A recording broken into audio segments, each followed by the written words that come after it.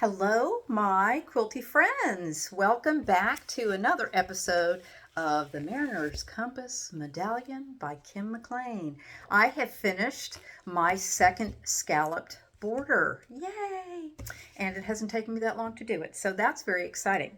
I couldn't figure out a way to really hang this up nicely in my quilty room because I kept falling off the hangers. Okay, that's honestly what was happening here. But anyway, I'll do that another time, maybe be able to figure out how to display it real well.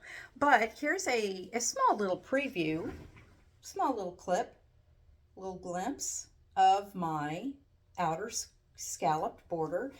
And I did find even though I did this exactly like I did our first scallop border, we had an odd number of scallops. So you had to, when you marked the center of your border strip, you have to, when you go to start with your medallions or scallops, you needed to fold one of whatever was in the middle. That middle one had to be folded in half, so you would have a center line on the scallop so that you could line it up with that center line that you had drawn on the background fabric that you were going to use.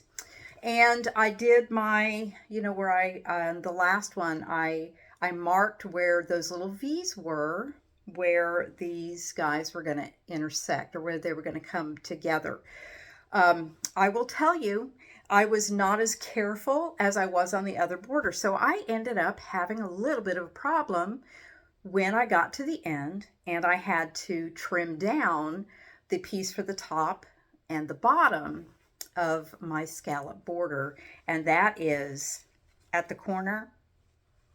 I had to cut off part of my scallop. So if you'll notice on my corners, they all four overlap, but because they all four overlap, it makes it look like that's exactly how I wanted this quilt to be.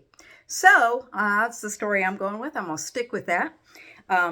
But anyway, it really wasn't difficult to do. I did have to remind myself to face my scallop the opposite of the other one. So they're actually facing each other, my little scallops. Yay!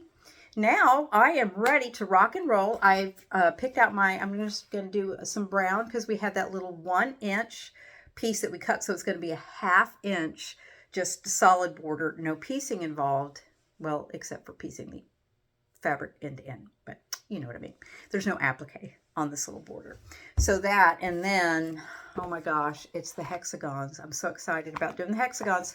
I have decided though, I really, really love the cardstock and I don't want to reuse these same 20 hexagons over and over and over again. So I am going to bite the bullet and go buy myself some cardstock and copy them onto cardstock so I can whip up a bunch of them all at the same time.